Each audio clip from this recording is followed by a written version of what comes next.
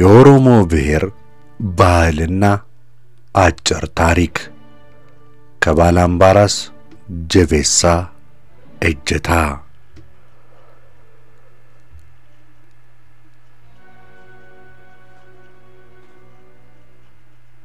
መግቢያ አንደኛ በዚህ ጽሑፍ በኦሮምኛ ቋንቋ የተጻፉ ቃሎች ስለሚገኙ በማጥባቅና በማላላት ስለሚነገሩ ቃላት በየፊደሉ ግርጌ ልዩ ልዩ ምልክቶች ተደርገዋል። ምልክቶቹም በጥብቀት በሚያስፈልገው ፊደል ስር ሁለት ነጥቦች ለምሳሌ ሀ ማላላት በሚያስፈልገው ፊደል ስር አግድም ሰረዝ የተደረገ ስለሆነ ተመልከቱ።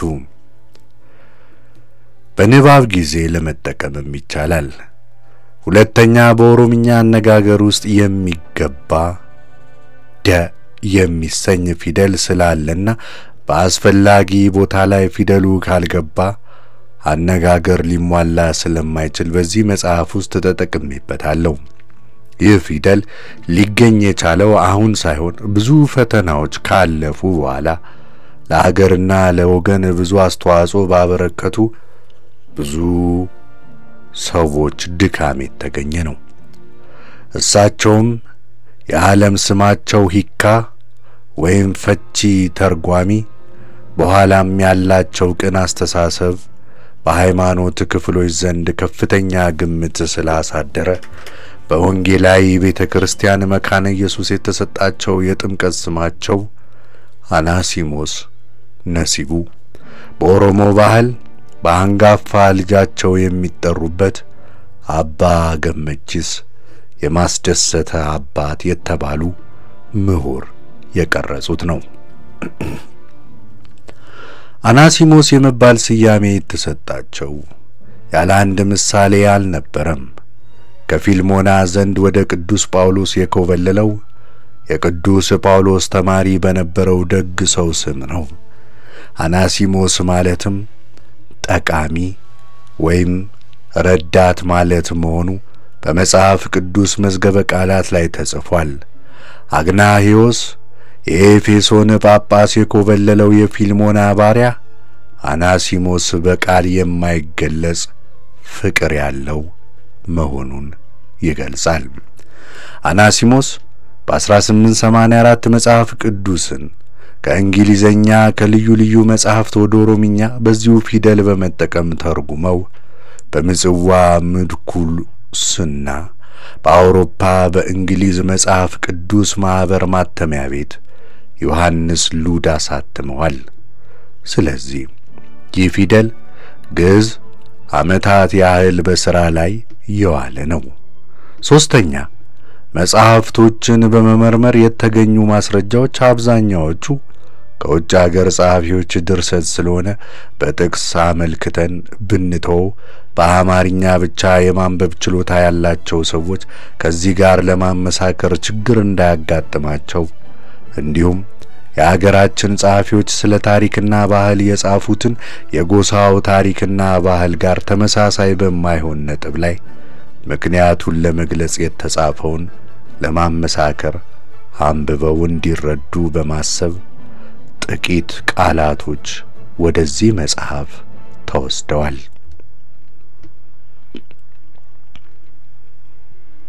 መቅድም ስለ ሀገር ታሪክና ሕዝባዊ ባህል ማወቅ አስፈላጊ እንደመሆኑ መጠን በዕድሜ የበለጸጉ አበው የሚያደርጉት ጭውውት የሚገልጸውትን ፍሬ ሐሳብ ማዳመጥ ማጥናትና በጽሑፍ ለትውልድ ማስተላለፍ ስለዚህም የተጻፉትን መጻሕፍት ማንበብ ብሩህ አእምሮና በጎ ፍቃድ ላለው ሰው የመመራመርን ስሜት ያሳድራል፣ ሰፊ ዕውቀትም ያስገኛል። ይልቁንም ሰው ከልጅነቱ ወደ ብስለቱ ዕድሜ ሲያልፍ ስለ ሀገር ስለ ሕዝብ ታሪክ ወደ ማሰቡ ስለሚያመራ በዚህ ስሜት በመገፋፋት ለሀገሬ ምን ሰራውላት፣ ምንስ መስራት ይገባኛል፣ ለተተኪው ትውልድ ምን ማበርከት ይኖርብኛል ብሎ ራሱን በራሱ እስከ መጠየቅ መድረሱ የማይቀር ነው። በተለይም የሌላው ታሪክና ባህል ሲወሳና ሲተረክ ሲሰማ ወይም የተጻፈውን ሲመለከት የራሱ ብሔር ታሪክና ባህል እንደዚሁ ቢጻፍስ የማለት አስተሳሰብ በአእምሮ ይከሰታል። ከዚህ አስተሳሰብ የተነሳ በቃል የሚሰማውን አፈ ታሪኮችና በመጽሐፍ የሚገኙትን ማስረጃዎች እያገናዘበ ችሎታው በሚፈቅድለት መጠን አጥንቶ የጥናቱን ውጤት ለማቅረብ ይሞክራል። ሰፋ ያለ ዕውቀትና የታሪክ መመራመር ተሰጥኦ ያላቸው ኢትዮጵያውያን ደራሲዎች የሀገርን ሕዝብ ታሪክ የጻፉ እንዳሉ የሚታወቅ ነው። ነገር ግን ባለፉት ዘመናት የተከሰቱትንና የተፈጠሩትን የታሪክ እውነታዎች ብዙዎች ካለመሆናቸውም በላይ የየዘመኑ ነገስታት የራሳቸውን ሥራና ታሪክ ሙገሳ ብቻ በታሪከ ነገስታቸው ቢጻፍ ስለሚወዱ ደራሲዎች በነጻ አስተሳሰባቸውን ለማስፈር እንደሚቸገሩ ይገመታል። በሌላ በኩል ደግሞ ብዙዎች ደራሲዎች ነገስታቱን ለማስደሰት የራሳቸውን ወገን የበላይነት ለመጠበቅ ስለሚፈልጉ ሊሆን ይችላል። ስለዚህ የረጅም ዘመን ታሪክ ያለው ሕዝብ ታሪክ በተጣራ ሁኔታ ለምን አልተጻፈም ተብሎ ለሚቀርበው ጥያቄ መልሱ ከላይ የተጠቀሰው ሲሆን ስለ ሕዝቡ ተጋዳይነት የሚጠቀስለት ድርሻ ቢኖር ይህን ያህል የአጼ እንከሌ ሰራዊት ወይም አሽከሮች ከመባል አያልፍም። በጠቅላላው ሕዝብ አንጻር ይህን ስንናገር በየዘመኑ የነበሩትን ነገስታት ስለ ሕዝብ ዝናና ምቾት አያስቡም ነበር ለማለት ያህል እንጂ ለሀገራቸው ክብርና ነጻነት ቀናኢ የሆኑና የተጋደሉ በጦር ግንባር ሕይወታቸውን የሰው ስመጥሮች በብዛት እንደነበሩ ይታወቃል። በሙያቸው በታሪክ አምድ በገናንነታቸው የተጻፉ ዓለም የሚያደንቃቸው አልነበሩም ለማለትም አይደለም። መነሻ ስለሆነው ስለ ኦሮሞ ሕዝብ ታሪክ የሀገራችንም ሆነ የውጭ ሀገር ደራሲዎች ባጭሩ የሚጠቅሱትን ለሌላው ዘርዝረው በሚጽፉበት ወቅት በመስመር የሚቆጠሩ ገጾች ውስጥ ነው። ይህም ቢሆን የማስረጃነቱ ጠቃሚነት በቀላሉ የማይገመት መረማመጃ ስለሆነ ምስጋና ይገባቸዋል። አሁን የተጻፈውም ሆነ ወደፊት ለመጻፍ በጎ ፍቃድ ላላቸው ሰዎች መነሻና መመርኮዣ ይሆናል። ኦሮሞዎች በሰሜን ምስራቅ አፍሪካ ከብዙ ዘመናት ጀምረው ከሚኖሩት ብሔሮች፣ ብሔረሰቦች፣ ሕዝቦች መካከል በብዛት ሆነ በመሬት ክልል ስፋት ከፍተኛውን ደረጃ ይዞ የሚገኝ የኩሽ ቋንቋ ተናጋሪ ነው። ኦሮሞዎች በዚሁ በአፍሪካ ቀንድ አካባቢ በታላቋ ኢትዮጵያ መሰራረት ሂደት ውስጥና ከዚያም በኋላ በተፈጸሙት የውጭ ኃይሎች ወረራን የመከላከል ውጊያዎች ጉልህ የሆነ ታሪክ ስፍራ የነበራቸው መሆኑ እየታወቀ ተገቢው ቦታ አልተሰጣቸውም። ይሁን እንጂ የኦሮሞ ብሔር ከኢትዮጵያ ታማኝ ሕዝብ አንዱ ሲሆን ወንድሙ ከሆኑት ሌሎች ሕዝቦች ጋር በብዛት ከተቀላቀለበት ጊዜ ጀምሮ አንድነቱን አጥብቆ በባህል በቋንቋ ተዋህዶ ክፉንም ሆነ ደጉን ተካፍሎ መኖሩ የታወቀ ስለሆነ ታሪኩና ባህላዊ ኑሮ በሐቅ ላይ በተመሰረተ ሁኔታ ሊጻፍለት የሚገባ ነው። በዚህ አስተሳሰብ በመመራት የኦሮሞን አጭር ታሪክና ባህል ለመጻፍ ያሰብኩት አሁን ሳይሆን ቀደም ባሉት ዓመታት ላይ ነበር። ከላይ እንደገለጽኩት ባለፉት ዘመናት ያለፈውን ሕዝብ ታሪክና ባህል መጻፍ የማይፈቀድና ይልቁንም የኦሮሞንና የሌላውን ዜና ማንሳት የሚያስወነጅል ነው በመባሉ ሰፋ ላለ ጊዜ ዘግይቶብኛል። በተጨማሪም ለዚሁ ተግባር የገፋፋኝ ባለፉት ከአዛውንት አንደበት የሚሰሙት ታሪኮችና ባህላዊ ቅርሶች ከነሱ ሕይወት በኋላ ተዘንግተውና ተዳፍነው እንዳይቀሩ በጽሑፍ ለትውልድ እንዲተላለፍ ማድረግ ብሔራዊ ግዴታ መሆኑን በመገንዘብ ከልጅነት እስከ ዕውቀት ባለው ዘመኔ ከአዛውንት አፈ ታሪክ የሰማሁትንና የሰበሰብኩትን ከመጻሕፍት ያገኘሁትን በማገናዘብ የኦሮሞን ጥንታዊ አጭር ታሪክና ባህል ጽፌ የተግባሬን ድርሻ ለመወጣት ነው። ከላይ ከገለጽኩት ችግር ሌላ በመንግስት ሥራ ላይ በነበርኩበት ጊዜ በሥራ ብዛት ምክንያት በቂ የጥናት ሰዓት ከማጣት የተነሳ ሳይጠናቀቅልኝ ቢቆይም በ1968 ዓመተ ምህረት ወደ ጡረታ ስመደብ ጊዜ በማግኘቴ ጅምሬን ቀጥዬ ሳለ በጊዜያዊ ወታደራዊ መንግስት ትዕዛዝ ባልታወቀ ምክንያት በእስር ቤት እንድቆይ ተደረገ። በታላቁ ቤተ መንግስት በእስር በቆየሁበት ጊዜ በግልጽ ባይሆን በረቀቀ ዘዴ ለስራው የሚረዱ መጻሕፍት ከብዙ በጥቂቱ ለማግኘት በመቻሌ ጅምሬን ለማገባደድም ችያለሁ። ይህን የኦሮሞ አጭር ታሪክና ባህል ስጽፍ ካጋጠሙኝ ችግሮች ዋነኛዎቹ የኦሮሞ ነገድ ለብዙ ዘመናት ሳይማር የኖረ የራሱ የሆነ ስነ ጽሑፍ የሌለው በመሆኑ ታሪካዊና ባህላዊ ቅርሱን መዝግቦ ለማቆየት የዚህ ባለ ዕድል አለመሆኑ ሲሆን በአፈ ታሪኩም ከሚነገረው ውስጥ በማስረጃ የሚደገፈውን ከማይደገፈው ለመለየት ይህን የሚመለከቱ በውጪ ቋንቋ የተጻፉትን ለመረዳት ቋንቋ የሚያውቁ ሰዎችን እርዳታ በበቂ ሁኔታ የማግኘቱ ጉዳይ ነበር። ይሁን እንጂ በትምህርት የበለጸጉ ወገኖቼ እዚያው በመገኘታቸው በበቂ ሁኔታ ረድተውኛል። የኦሮሞ ብሔረሰብ በኩሻዊነቱ ብዙ ባህላዊ ቋንቋና ስርዓተ ማህበር ያለው ሆኖ ለረጅም ዘመናት ሲጠቀምበት የኖረ መሆኑ ቢታወቅም ትውልድ እየበዛ የመኖሪያ ስፍራ እየተራራቀ እንደመሄዱ መጠን በየጊዜው የተለዋወጠውን ቋንቋ ወይም እንደ ጊዜው ሁኔታ የተሻሻለውን ሁሉ ደረጃ በደረጃ ዘርዝሮ ባህላዊ እድገቱን እንደዚሁ ባለ አጭር ጽሑፍ ውስጥ አጠቃሎ ማሳየት የሚያዳግት መሆኑ ግልጽ ነው።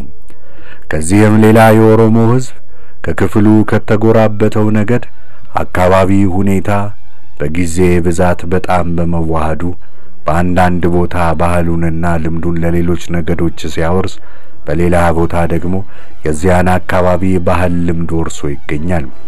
ለምሳሌ ያህል በምዕራብ ወለጋና ኢሉ አባቦር የሚኖሩ ነፊአንፊሎችና ዳሞቶች እንዲሁም ናሪያዎች የኦሮሞን ባህልና ቋንቋ ሲወርሱ፣ ኦሮሞዎች ደግሞ ከመሃል አገር የሴማውያንን አሸንጊዎችና የራያዎች የትግሬን የሐረሮች የቱርክንና የሶማሌዎችን ባህል በራሳቸው ልምድና ባህል ላይ አክለው ይገኛሉ። ከላይ እንደተጠቀሰው የኦሮሞ ባህል ምንጩ አንድ ቢሆንም በመጠኑ ከቦታ ቦታ መለዋወጥ የተነሳ ስለሚለያዩ ሁሉም አዳርሶ ለመጻፍ ሰፋ ያለ ጊዜና ወጪ የሚጠይቅ በመሆኑ ይህ ጥናት ባህሉን አሟልቷል ለማለት አያስደፍርም።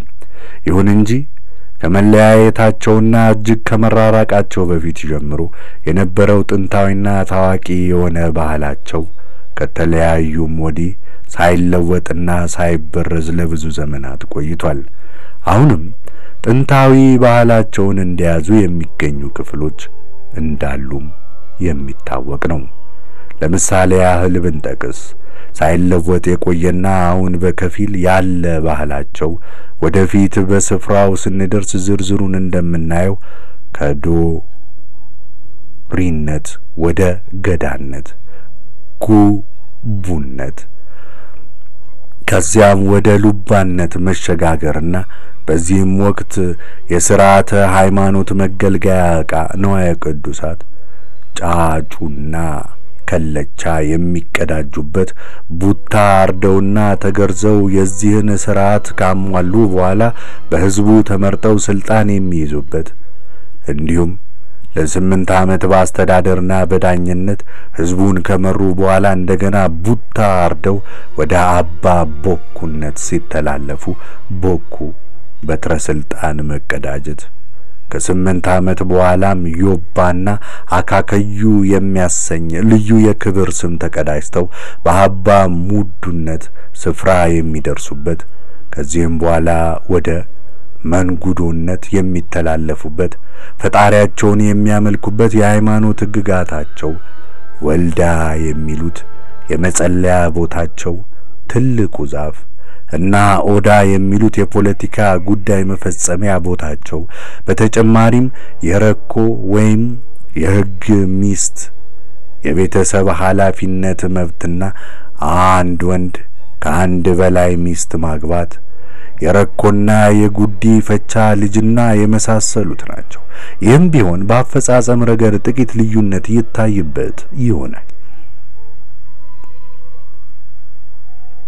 እስካሁን ከፊል ባህላቸውን ሳይለቁ ይኖራሉ የሚባሉት ደግሞ ከስፍራቸው ሳይለቁ በጥንታዊ አገራቸው የኖሩት ቦረናዎች፣ ጉጂዎች፣ ጀሌዎችና ከፊል ከረዮች ሲሆኑ በከፊል ባሌዎችና አሩሲዎች የእስልምና ሃይማኖት የተቀበሉ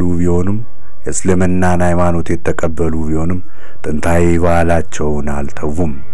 እንዲሁም ቀደም ሲል ወደ ምስራቁ ክፍል ተሰደው በበናደርና በሐረርጌ ይኖሩ የነበሩትም በመጠኑ የሱማሌን ባህል የጨመሩ ቢሆንም ተመልሰው በደቡብ ክፍል ካሉት ወገኖቻቸው ተቀላቅለው በውላቦ፣ በሊበን፣ በቱሉ አምድል፣ በሂዲ ዳዲ፣ በኦዳ ነቤ ለረጅም ዘመን አብረው የኖሩ ኦሮሞዎች በከፍተኛ መራራቅ እስከ ሆነ ድረስ ጥንታዊ ባህላቸውን እንዳከበሩ ኖረዋል። ጠቅላላ የኦሮሞ ሕዝብ ቢሆን ባህሉን ጨርሶ ለቋል ለማለትም አይቻልም። ምክንያቱም ክርስቲያን የሆነው በበዓል ቀን ቤተክርስቲያን ሄዶ፣ እስላም የሆነውም ወደ መስጊድ ሄዶ ጸልዮ እንደሆነ በሌላ ቀን በጥንታዊ ባህሉ መሰረት በወልዳቸው ቦታ ተገኝቶ ወይም በቤቱ ውስጥና በደጁ በዓል አድርጎ እግዚአብሔርን መለመኑና መጸለዩን አልተውም። ከረጅሙ ጉዞና ከታላቁ መስፋፋት በኋላ ግን ተለዋዋጭ ጊዜ ሁኔታ በሚካሄደው የኑሮ ፈሊጥ ችግርም ሆነ ምቾት ሲያጋጥም እንዲሁም ከሌላው አካባቢ ሕዝብ ጋር በመዋሃድ በወሰደው ልምድ ከፊሉን ባህል ማሻሻሉ ወይም መለወጡ የተረጋገጠ ነው። ለምሳሌ ኦሮሞዎች ጥንት ጥሬ ስጋ፣ ተልባ፣ እሬ ወይም ጡንቻ አይበሉም። በኋላ በጦርነት ላይ ሳሉ ለመቀቀልም ሆነ ለመጥበስ ባልቻሉበት ወቅት የአንዱ ጎሳ ክፍል ጥሬ ስጋ መብላቱ ስለተሰማ እነሱም መብላቱን ለመዱት።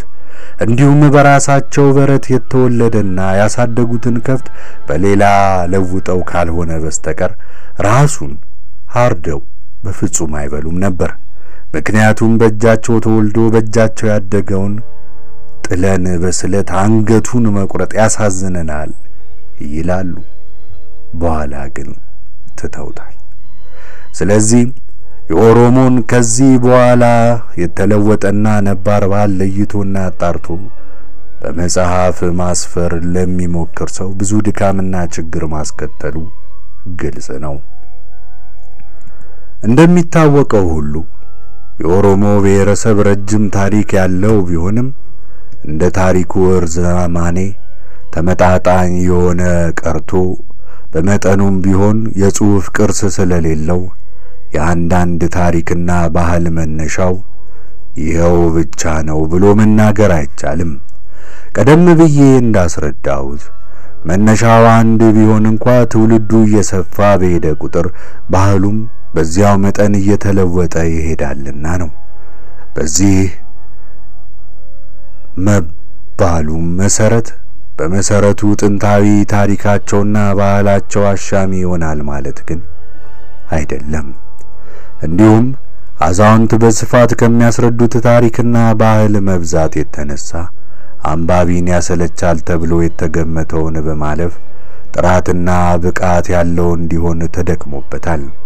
ጥናቱም የተወሰደው በአጥጋቢ ሁኔታ ከሚያስረዱት ከመጫ ጎሳ አዛውንትና ከልዩ ልዩ ድርሰቶች በተገኘ በመነሳት እንዲሁም ጸሐፊው ስለዚህ ጉዳይ ጥናት ካላቸው አዋቂዎች ጋር ሐሳብ በመለዋወጥ ያገኘው አስተዋጽኦ ነው።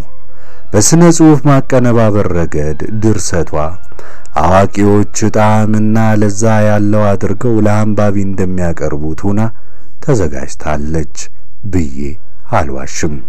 ነገር ግን በአነጋገር የለዘበና በአነጋገር ጣዕም የሚሰጥ መስሎ በማይታይ ጽሑፍ ውስጥም ሲፈለግ ፍሬያማ ነገር እንደሚገኝ ይታወቃል። ስለዚህ ጠቃሚውንና የማይጠቅመውን ማወቅ የሚቻለው ገባ ብሎ ከማየት በኋላ ስለሆነ ይነበብ። ከዚህም ሌላ በመጽሐፉ ውስጥ የተጻፉት ቃላት በአጋጣሚ ምክንያት መነሳቱ የማይቀር በመሆኑ ተደጋግሞ የተጻፈ ያጋጥማቸዋል። ይህም በስነ ጽሑፍ ችሎታ ማነስ ላይ ብቻ ከማመን በፊት ምክንያቱን በማተኮር ተረዱት። እንዲሁም ታሪኩና ባህሉ በአተራረክ ረገድ ለአንባቢ ልክ መስሎ ባልታየበት ወቅት ልክ አይደለም የሚል ተመራማሪ በቦታው ልክ ነው የሚለውን በመተካት ቢገልጽ ታሪኩን ያጣራዋል ወይም ለአንባቢ ማመዛዘኛም ይሆናል። በተካደው ቦታ ነው የሚባለውን መተካት ካልተቻለ ግን የማይደርሱበትን መዳሰስና ነቀፌታን ብቻ ማንጸባረቅ መሆኑን እንደምትረዱ አልጠራጠርም። ከዚህ የሚከተለው የራሴ ማንነት ወይም የሕይወት ታሪኬን ለማሳወቅ ሳይሆን ለዚህ ሥራ ያበቃኝን ለማስታወስ ነው። ወላጅ አባቴ ግራዝማች እጄታ ቡባ በ1909 ዓመተ ምህረት በሰገሌ ጦርነት ላይ ሲሞቱ እናቴ ወይዘሮ ደሺ አቡሼ ነፍሰ ጡር ስለነበሩ የአባቴ መርዶ በተነገረበት ቀን ተወለድኩኝ።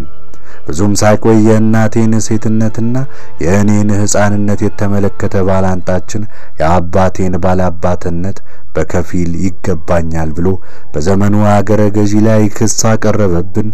ነፍስ ሳውቅ እንደሰማሁት እንደ ጊዜው ሕግ በነገረ ፈጅ ወይም ወኪል መከራከር የማይፈቀድ ስለነበር እናቴ ከአንቀልባ ማዘል ጀምሮ ይዘውኝ አደባባይ መዋል ስለቀጠሉ በወቅቱ በአደባባይ ከሚገኙት ታላላቅ ሰዎችና እድሜያቸው እስከ 100 ከሚደርሱ የኦሮሞ አዛውንት ሲጫወቱ ማዳመጥ አዘወትር ነበር። ከአደባባይ ወደ ቤታችን በምንመለስበት ጊዜ የቄስ አስተማሪ ተቀጥሮልኝ እየተማርኩ አማርኛ መጻፍና ማንበብ ለመድኩኝ። ይህም ሲሆን ወደ አደባባይ የምንመለሰው በቀጠሮ ስለሆነና በአዛውንት ጨዋታ አእምሮዬ ወደ ማመዛዘን አዘነበለ። ስለ ጥንታዊ ኑሯቸው ስንወያይ የምረሳው ነገር ሳይኖር ከመጻሕፍት ባላነሰ ሁኔታ ዘርዝረው ሲነግሩኝ የሚያኮራ ሥርዓተ ማህበር ያላቸው መሆኑን ስላስደሰተኝ ከትውልድ መረማመጃ ለመተው በማሰብ ለጀመርኩት ውጥን የሚረዳኝን ለመሻት እየተዘዋወርኩ ጥናቱን ቀጠልኩኝ። የሰማሁት ሁሉ ፍሬያማ ሆኖ በአእምሮዬ ውስጥ በመቀረጹ በየመልኩ ማስታወሻ መያዝና መጽሐፍትን ማንበብ እያዘወተርኩ ጥናት ወስጄ ለዚህ ሥራ ይሆነኛል ብዬ ያመንኩበትን ሁሉ መልክ በማስያዝ ለመጻፍ ችያለሁ።